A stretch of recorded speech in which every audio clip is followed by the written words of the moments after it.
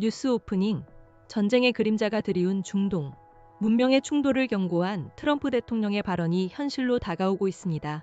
이란의 핵심 석유 거점이 미군의 공습을 받으며 국제사회의 긴장이 최고조에 달하고 있습니다. 이슈 1. 중동 긴장 고조와 외교적 난항. 도널드 트럼프 미국 대통령이 오늘 밤 한 문명이 멸망할 것이라고 경고한 가운데 미국은 이란과의 협상 시한을 앞두고 이란 최대 석유 수출 거점인 하르그 섬을 재공격했습니다. 이번 공습으로 이란의 핵심 석유 시설은 타격 대상에서 제외되었으나 민간 인프라까지 영향을 받으며 민간인 사상자 발생 가능성이 제기되고 있습니다.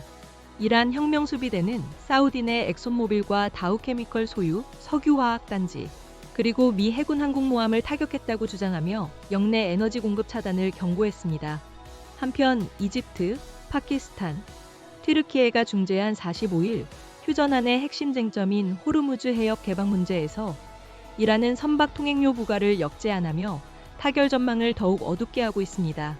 월스트리트 저널은 트럼프 대통령의 회의적인 입장을 전하며 최종 공격 명령 가능성을 시사했지만 폭스뉴스는 긍정적인 회담 분위기도 전의 여지를 남기고 있습니다.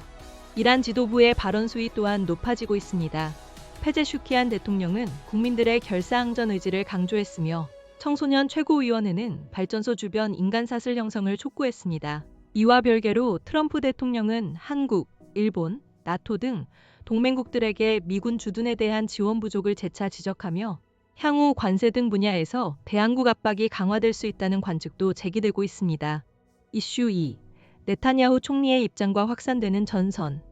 베냐민 네타냐후 이스라엘 총리는 도널드 트럼프 미국 대통령에게 이란과의 휴전 합의에 응하지 말라고 직접 설득에 나선 것으로 알려졌습니다. 이는 미국, 이스라엘, 이란 간의 삼각구도를 더욱 복잡하게 만들고 있습니다. 타임스 오브 이스라엘에 따르면 네타냐후 총리는 지난 5일 트럼프 대통령과의 통화에서 현 단계의 휴전이 상당한 위험을 수반한다며 반대 의사를 분명히 했습니다. 반면 트럼프 대통령은 이란이 미국의 요구를 수용할 경우 휴전 가능성을 열어두며 온도차를 드러냈습니다. 이스라엘은 휴전 협상 결렬을 기정사실로 보고 이란 에너지 및 인프라 시설에 대한 공격 목표를 재조정하고 있습니다. 네타냐후 총리는 휴전이 성사되더라도 레바논 헤즈볼라에 대한 작전은 계속하겠다고 밝혔으며 이스라엘 카츠 국방장관은 헤즈볼라 무장해제를 궁극적인 목표로 재확인했습니다. 전장에서의 교전 역시 멈추지 않고 있습니다. 이스라엘군은 이틀째 이란 남부의 전략적 요충지인 아살루의 석유화학단지를 공습했으며 이란은 사우디아라비아 주바일 석유화학 산업단지에 보복 공격을 감행했습니다. 주바일은 세계 최대 산업지구 중 하나로 이번 타격은 글로벌 공급망에 충격을 줄 것으로 예상됩니다. 이슈 3. 엔스로픽의 폭발적인 성장과 AI 시장 판도 변화. 미국 국방부의 퇴출 선언이라는 역풍 속에서도 인공지능 스타트업 엔스로픽이 연환산 매출 300억 달러를 돌파하며 AI 업계의 판도를 흔들고 있습니다. 클로드 코드, 클로드 코워크 등 기업용 AI 도구의 폭발적인 인기에 힘입어 불과 석 달 만에 매출이 3배 이상 뛰며 선두주자인 오픈AI를 바짝 추격하고 있습니다. 지난달 기준 엔스로픽의 연환산 매출은 300억 달러를 넘어섰으며 이는 지난해 말 90억 달러 수준에서 단기간에 급등한 수치입니다. 연간 100만 달러 이상을 지출하는 기업 고객 수도 올해 2월 500곳에서 현재 1000곳 이상으로 2배 증가했습니다. 엔스로픽은 인프라 투자에도 공격적인 행보를 이어가고 있습니다.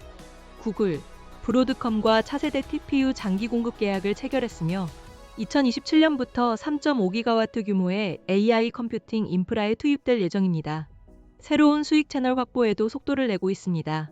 제너럴 애틀랜틱, 블랙스톤 등 사모펀드와 10억 달러 규모의 합작법인 설립을 추진 중이며 사모펀드 투자 기업들을 대상으로 AI 도구 판매와 컨설팅 수익을 창출할 계획입니다. 엔스로픽은 오픈 AI보다 이른 2028년 손익분기점 달성을 목표로 하고 있어 올해 IPO 시장에서 두 회사 간의 경쟁은 더욱 치열해질 전망입니다. 이슈 4. JP모건 CEO, 이란 전쟁발 인플레와 사모대출 시장 위험 경고. 제이미 다이먼 JP모건 체이스 최고 경영자 CEO가 연례주주 서한을 통해 이란 전쟁으로 촉발될 수 있는 인플레이션을 경고했습니다. 또한 이미 부실 우려가 제기되던 사모대출 시장에 대한 투자자들의 불안감을 더욱 높였습니다. 다이먼 CEO는 올해 가장 큰 리스크로 서서히 상승하는 인플레이션을 꼽았습니다. 이란 전쟁으로 인한 유가, 원자재 가격 충격과 글로벌 공급망 재편이 금리 상승과 자산 가격 하락으로 이어질 수 있다고 분석했습니다.